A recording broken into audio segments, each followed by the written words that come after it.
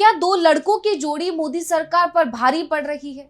क्या राहुल गांधी और अखिलेश यादव के दांव मोदी सरकार को बैकफुट पर ला रहे हैं? क्या 2027 और 2029 की तैयारी में अभी से लग गए हैं राहुल और अखिलेश और उन्हें सफलता भी मिलती दिख रही है? इस समय सियासी गलियारों में राहुल और अखिलेश का नाम छाया हुआ है क्योंकि लेटरल एंट्री वाले मुद्दे को उन्होंने जितनी प्रमुखता से उठाया उसका असर यह हुआ कि सरकार को अपना फैसला वापस लेना पड़ गया। तो ऐसे में सवाल ये उठता है कि क्या 2029 तक चल पाएगी एनडीए सरकार? इस सवाल पर हम इस स्पेशल रिपोर्ट में चर्चा करेंगे। नमस्कार, मैं हूं अंशिता। तो आरक्षण के मुद्दे पर देश भर में बवाल मचा हुआ है। अखिलेश यादव ने भी भारत बंद का समर्थन किया। उन्होंने लिखा, जन आंदोलनों से बेलगाम सरकार पर लगाम लगती है। एक्स पर की पोस्ट में अखिलेश आगे लिखते हैं कि बाबा साहेब भीमराव अंबेडकर ने पहले ही चेतावनी दी थी कि संविधान तभी कारगर होगा जब इसे लागू करने वालों की नीयत सही होगी। आरक्षण की रक्षा के लिए जन आंदोलन एक सकारात्मक प्रयास है। ये शोषितों और वंचितों में नई चेतना पैदा करेगा और आरक्षण के साथ किसी भी तरह की छेड़छाड़ के खिलाफ जनशक्ति का कवच साबित होगा। शांतिपूर्ण आंदोलन एक लोकतांत्रिक अधिकार है। अब ये तो है अखिलेश का ताजा बयान, लेकिन हम यहाँ बात भारत बंद आंदोलन की नहीं कर रहे हैं, बल्कि हम यहाँ बात करेंगे विपक्ष की मजबूती की, क्योंकि जिस तरह से विपक्ष एक के बाद एक सभी मुद्दों को प्रमुखता से उठा रहा है, उससे मोदी सरकार बेहद डरी हुई नजर आ रही है, फूंक फूंक कर कदम रख रही है। क्योंकि विपक्ष जिस तरह की फील्डिंग कर रहा है उसे देखकर राजनीति के जानकार तो ये भी दावा कर रहे हैं कि कहीं ऐसा ना हो कि 2029 से पहले ही मोदी सरकार सत्ता से आउट हो जाए। कहा यह भी जा रहा है कि विपक्ष पूरी मजबूती से तैयारी में जुट गया है और उसकी नजर अब 2027 यूपी विधानसभा चुनाव और 2029 लोकसभा पर है। दावा तो यह भी किया जा रहा है कि राहुल गांधी और अखिलेश यादव जिस तरह से मोदी सरकार पर हमलावर हैं, हो सकता है कि यह सरकार अपना कार्यकाल भी पूरा ना कर पाए। तो ऐसा क्यों कहा जा रहा है, अब इसे विस्तार से समझते हैं। अब सबसे पहले तो बात यूपीएससी को नौकरशाहों में लेटरल एंट्री वाले मामले की कर लेते हैं। दरअसल केंद्र की नरेंद्र मोदी सरकार ने हाल ही में संघ लोक सेवा आयोग यूपीएससी के लेटरल एंट्री के माध्यम से 45 संयुक्त सचिवों, निदेशकों और उप सचिवों की भर्ती के लिए एक अधिसूचना जारी की थी, जिसका विज्ञापन आप सभी ने देखा होगा क्योंकि कांग्रेस ने प्रमुखता से इस मुद्दे को उठाया था। लेकिन अब खबर है कि इसे सरकार ने वापस ले लिया। ऐसे में जानकार कह रहे हैं कि कहीं ना कहीं सरकार ने विपक्ष के दबाव में यह फैसला लिया है। दरअसल केंद्र का यह फैसला तब आया जब लोकसभा में नेता विपक्ष राहुल गांधी ने कहा कि लेटरल एंट्री से भर्ती राष्ट्र विरोधी कदम है। उन्होंने यह भी आरोप लगाया था कि ऐसी कार्रवाई से अनुसूचित जाति, अनुसूचित जनजाति और अन्य पिछड़ा वर्ग का आरक्षण खुलेआम छीना जा रहा है। प्रधानमंत्री नरेंद्र मोदी यूपीएससी के बजाय आरएसएस के माध्यम से लोक सेवकों की भर्ती करके संविधान पर हमला कर रहे हैं। उन्होंने आगे ये भी कहा था कि संविधान और आरक्षण व्यवस्था की हम हर कीमत पर रक्षा करेंगे। यही नहीं, राहुल ने अपने सोशल मीडिया पर एक पोस्ट भी लिखा था। उन्होंने लिखा था, भाजपा की लेटरल एंट्री जैसी साजिशों को हम हर हाल में नाकाम करके दिखाएंगे।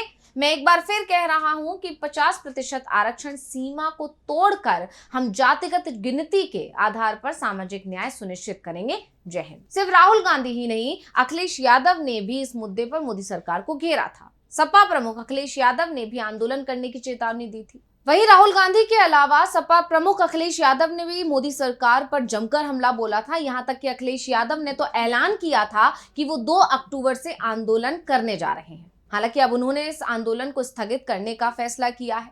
सिर्फ विपक्ष ही नहीं, एनडीए के सहयोगी दलों जैसे जदयू और लोजपा ने भी इसका विरोध किया था। बस टीडीपी ही मोदी सरकार के इस फैसले का समर्थन कर रही थी। लेकिन अब सरकार को अपने कदम पीछे लेने पड़ गए हैं। हालांकि अभी राहुल गांधी 24 अगस्त को इलाहाबाद पहुंचने वाले हैं। एएमए यानी इलाहाबाद मेडिकल एसोसिएशन के सभागार में एक कार्यक्रम आयोजित होने वाला है जिसका नाम है संविधान सम्मान समारोह। इसमें राहुल गांधी बतौर मुख्य अतिथि शामिल होंगे, जिसकी जानकारी खुद राहुल गांधी ने अपने व्हाट्सएप चैनल पर दी है। इसके अलावा इससे पहले कांग्रेस ने एक प्रेस कॉन्फ्रेंस करके भी संविधान बचाओ संविधान सुरक्षा मुहिम एक कार्यक्रम भी चलाया था, जिस पर उन्होंने प्रेस कॉन्फ्रेंस में इसकी पूरी जानकारी दी थी। तो यानी कहा जा सकता है कि विपक्ष ने चौतरफा मोदी सरकार को घेर लिया है और अब जब सरकार ने लेटरल एंट्री वाले मुद्दे पर अपना फैसला वापस लिया, अपनी जो विज्ञापन निकाला था उसे वापस ले लिया, तो यहां सवाल ये उठ रहा है कि क्या लेटरल एंट्री भर्ती को वापस लेने के कदम से क्या मोदी बैकफुट पर आ गए हैं या ये सहयोगी दलों का दबाव था। अब सवाल ये क्यों उठ रहा है, तो इसकी वजह यह है कि ये पहला मौका नहीं है जब सरकार ने अपना कोई फैसला वापस लिया हो, बल्कि एनडीए सरकार यानी कि जब से मोदी सरकार तीसरी बार सत्ता में आई है तब से अब तक कई फैसले बदल चुकी है। अब इसकी वजह भी आप लोग जानते हैं कि ऐसा क्यों हो रहा है, क्यों सरकार को अपने फैसले बदलने पड़ रहे हैं। इस पर हमने पहले भी कई बार विस्तार से चर्चा की है और हम अभी आगे भी करने वाले हैं, लेकिन सबसे पहले हम उन फैसलों की बात कर लेते हैं जो सरकार ने अब तक वापस लिए हैं। तो सबसे पहले सरकार ने वक्फ बोर्ड संशोधन बिल को जेपीसी के पास भेज दिया। इस पर चर्चा हो रही थी, विपक्ष विरोध कर रहा था, लेकिन इसी बीच खबर आई कि खुद सरकार ने ही ये फैसला ले लिया और संसद में वक्फ बिल पर चर्चा के बीच में ही जेपीसी के पास इसे भेजने का ऐलान कर दिया। लोकसभा में अल्पसंख्यक कार्य मंत्री किरेन रिजिजू ने वक्फ संशोधन विधेयक 2024 पेश करते हुए प्रस्ताव किया था कि इसे संसद की संयुक्त समिति के पास भेजा जाए। इस सदन के मेंबर्स को इस महत्वपूर्ण बिल में उन्होंने जो नोटिस दिया उसको एडमिट करके बोलने का मौका दिया। सबसे पहले तो मैं इनका नोटिस क्यों स्टैंड नहीं करते हैं और जो भी पॉइंट्स उन्होंने यहाँ ऑब्जेक्शन के तौर पर रेज किया, यहाँ उसको एडमिट क्यों नहीं करना चाहिए, मैं संक्षेप में बताना चाहता हूँ। उसके बाद जितने भी इश्यूज आज यहाँ उठाए गए हैं उसको मैं आपके अनुमति से विस्तार से एक एक पॉइंट का मैं जवाब देना चाहूंगा।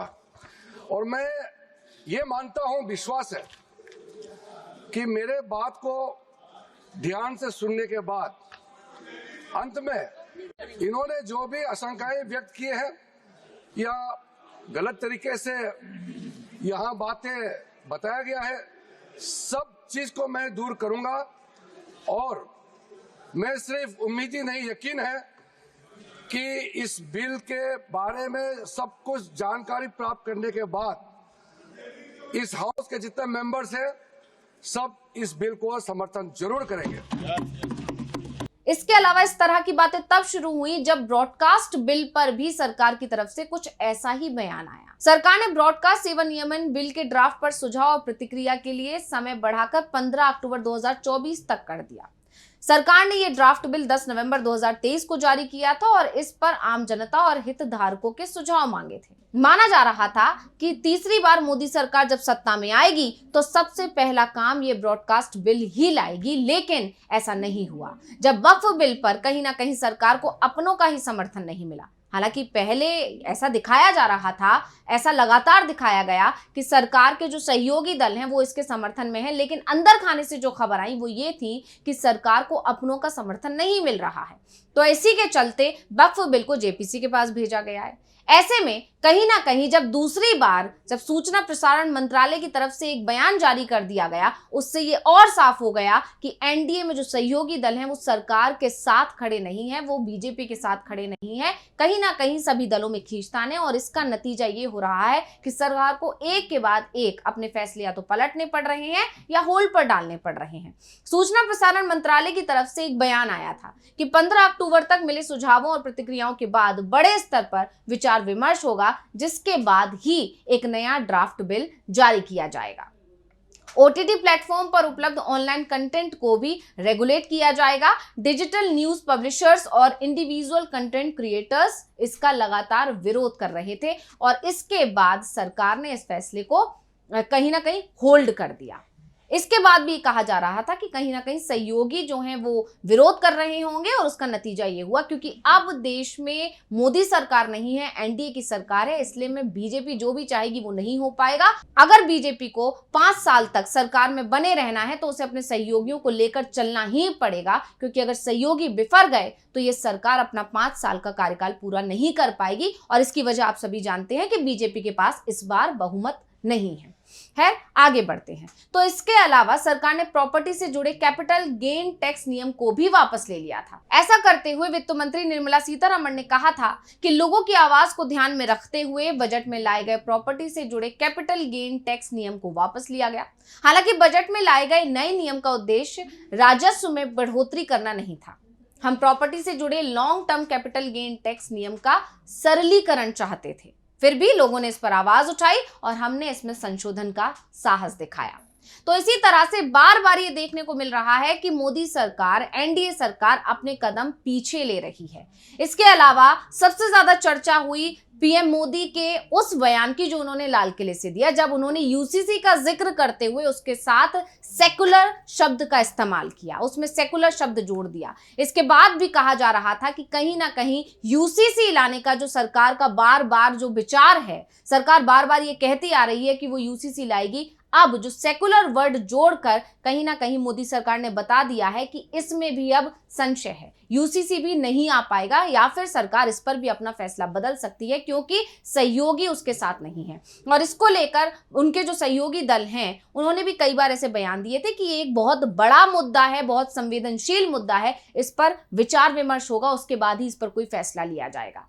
तो इस वजह से अब जानकार दावा कर रहे हैं कि जिस तरह से राहुल गांधी, अखिलेश यादव या और तमाम विपक्षी दल मोदी सरकार की घेराबंदी कर रहे हैं, उससे सरकार डरी हुई है और वो डर निकल कर आ रहा है, क्योंकि वो जानती है कि तमाम जो मुद्दे जिनके साथ वो अभी तक आगे बढ़ती आ रही थी, उन मुद्दों पर अब कहीं ना कहीं ब्रेक लगाना ही होगा, क्योंकि अब देश की सत्ता में सिर्फ मोदी सरकार नहीं है, एनडीए की सरकार है और एनडीए की सरकार में जितने भी सहयोगी दल हैं उनको साथ लेकर चलना पड़ेगा। इसलिए अब मोदी सरकार सिर्फ अपनी मनमानी नहीं कर सकती, अपने जो उसके मुद्दे हैं जिनके साथ वो हमेशा से आगे रही है, जिनको प्रमुखता देती आई है, उसे कहीं ना कहीं उसे अब रोकना पड़ेगा, क्योंकि अगर उसके सहयोगी दल बिफर गए, अगर वो उससे नाराज हो गए तो उसके लिए ये सरकार चलाना मुश्किल हो जाएगा। और इसीलिए राजनीति के जानकार ये दावा कर रहे हैं कि अखिलेश हो या राहुल गांधी हो या तमाम विपक्षी दल हो, वो अब 2027 में के लिए जितनी तैयारी कर रहे हैं उसका असर कहीं ना कहीं हो सकता है कि 2029 आने से पहले ही मोदी सरकार या जो एनडीए की सरकार है वो कहीं गिर ना जाए। तो इस रिपोर्ट को लेकर आपका क्या कहना है, हमें कमेंट करके अपनी राय जरूर दीजिएगा और इसी के साथ मुझे दीजिए इजाजत। देखते रहिए टीवी लाइव। नमस्कार।